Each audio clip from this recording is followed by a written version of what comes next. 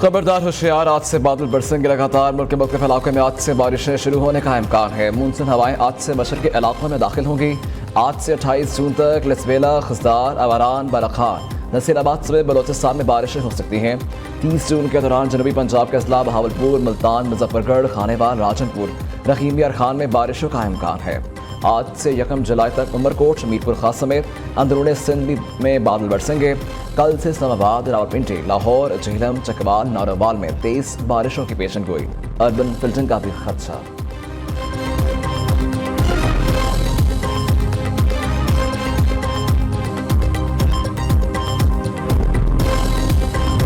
समुद्री हवाएं चल पड़ी, कराची वालों ने सुख का सांस लिया। दिन भर शहर कायद में सूरज कहर ढाता रहा। दर्जे हरारत 42 डिग्री, गर्मी की शिद्दत 50 डिग्री महसूस हुई। शहरियों का गर्मी से बुरा हाल रहा। कराची में 2 या 3 जुलाई को बारिश हो सकती है।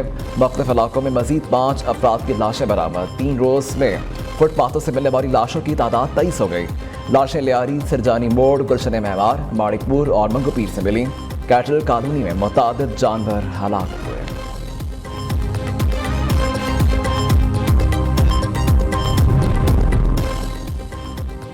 कराची में अचानक हलाकतों की वजह लोड शेडिंग निकली तो के इलेक्ट्रिक पर कत्ल के मुकदमे होंगे। वज़ीर दाखिला सिंध ज़ियाउल हसन शहर में गुज़िश्ता दिनों में मुतादिद अफराद की अचानक हलाकतों पर दुख और अफसोस का इजहार। कहा, शहर में 12 से 14 घंटे की लोड शेडिंग जारी है।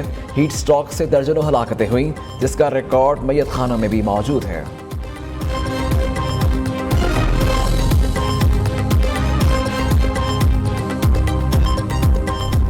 IMF के साथ मिलकर हमें ये बजट बनाना पड़ा है। मेरा ख्याल है कि अगर IMF का हमें आज जवाब आ गया तो इंशाअल्लाह हम आपके सामने पेश करेंगे और उम्मीद की जानी चाहिए कि हमें इसमें कोई खुशखबरी मिलेगी। असल करप्शन तो वहाँ होती है जो 50 से 60% तक बिल्कुल आप बिला खौफ तरदीद ये कह सकते हैं PWD में बंदर बांट होती है, उसके खात्मे का ऐलान किया गया। डाउन साइजिंग और राइट साइजिंग के हवाले से एक कमेटी बन चुकी है।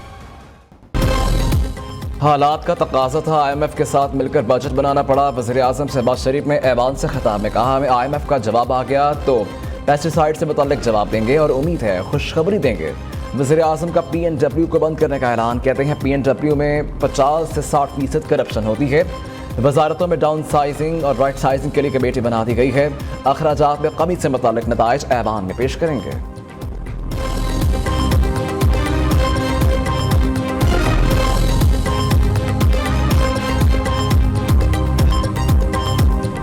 सियासी बुनियादों पे नैब को इस्तेमाल किया गया उन दिनों में।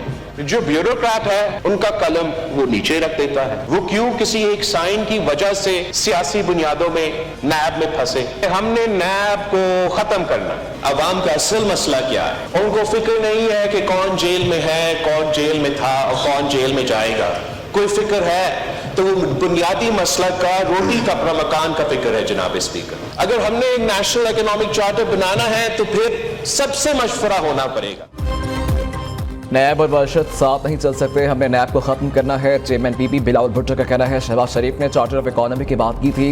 ये चार्टर सबके मशवरे से बनाना होगा, कहीं से डिक्टेट नहीं होगा।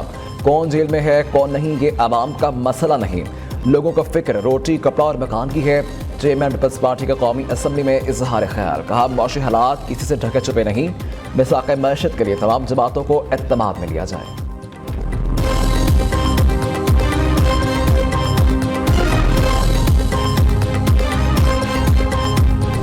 वफाकी काबीना ने ऑपरेशन अज़्वा इस्तेहकाम की मंजूरी दे दी। वज़ीर आज़म शहबाज शरीफ का कहना है, ऑपरेशन दीगर ऑपरेशन की तरह नहीं है। ये इंटेलिजेंस बेस्ड ऑपरेशन होगा जिसमें किसी को कहीं मुंतकिल नहीं किया जाएगा। लोगों के घरों पर कोई कार्रवाई नहीं की जाएगी।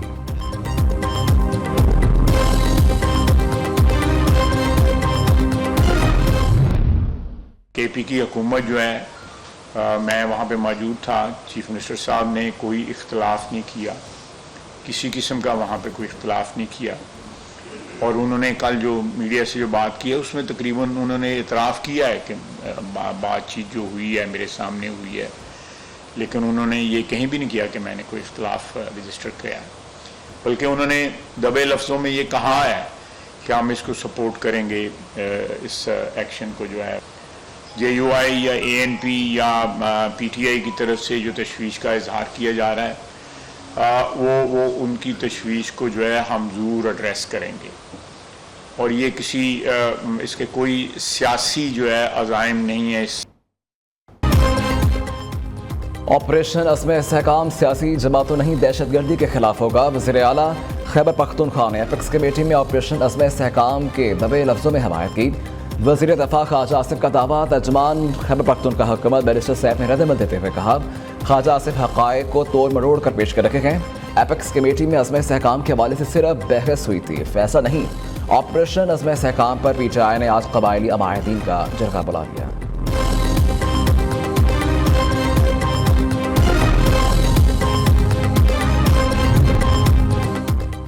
ऑपरेशन अज़्म इस्तेहकाम पर पीपल्स पार्टी हुकूमत की हमनवा तर्जुमान शाज़िया मरी ने ऑपरेशन की हमायत की तस्दीक कर दी। कहती हैं दहशतगर्दी के खिलाफ कार्रवाई को ब्लैकमेलिंग से रोका नहीं जा सकता।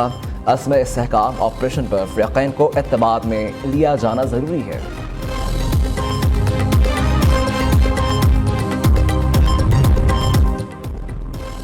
जमात इस्लामी की ऑपरेशन अज़्म इस्तेहकाम की मुखालफत। अमीर हाफिज़ नईमुर रहमान कहते हैं फ़ौजी ऑपरेशन अवाम और फ़ौज में दुनिया पैदा करता है। 2001 से अब तक $200 अरब से ज़ायद का नुकसान हो चुका। ये आंधी लड़ाई कब तक हम लड़ेंगे? हर ऑपरेशन के बाद नए ऑपरेशन की ज़रूरत क्यों पेश आती है?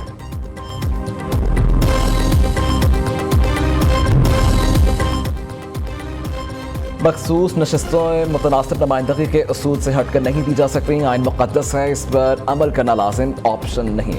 चीफ जस्टिस काज़ी फाइज़ ईसा के मखसूस नशस्तों से मुतल्लिक़ केस में रिमार्क्स। जस्टिस आतम अल्लाह ने कहा, बतौर सुप्रीम कोर्ट हमने अपनी सर रेत में दबा लिए हैं, आइन की खिलाफ वर्जी पर आंखें बंद नहीं कर सकते। केस की समाअत 27 जून को होगी।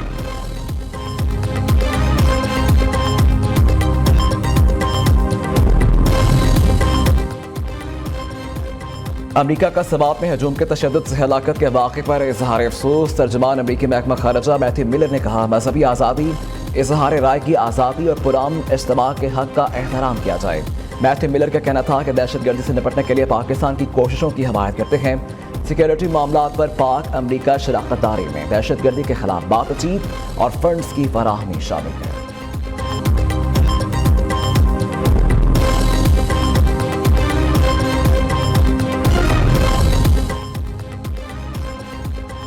पंजाब हुकूमत का बड़ा एजाज, दुनिया भर में सिख मैरिज एक्ट नाफिज करने वाला पहला सूबा बन गया। वज़ीर आला मरीम नवाज ने सिख आनंद कराज मैरिज रूल्स की मंजूरी दे दी। अपनी छत अपना घर प्रोग्राम भी मंजूर, 14 अगस्त को लॉन्च किया जाएगा। वज़ीर आला मरीम नवाज की ज़ेर सदारत सूबाई काबीना का 4 घंटे तवील इजलास। 56 नुकाती एजेंडे पर गौर। किसान कार्ड, डॉक्टर्स के लिए अलाउंस बढ़ाने और दीगर मनसूबों की मंजूरी दी गई। मरीम नवाज के तमाम वज़रा को अपने महकमों में तलबा के लिए इंटर्नशिप प्रोग्राम तैयार करने की हिदायत। कहा, सियासी नहीं, अवामी मफादात के फैसले करते हैं।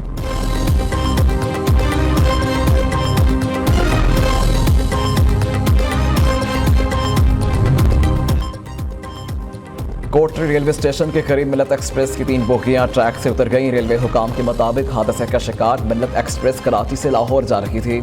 हादसे में कोई शख्स जख्मी नहीं हुआ। बोगियां टी रेल होने के बायस रेलवे ट्रैक मुतासिर हुआ।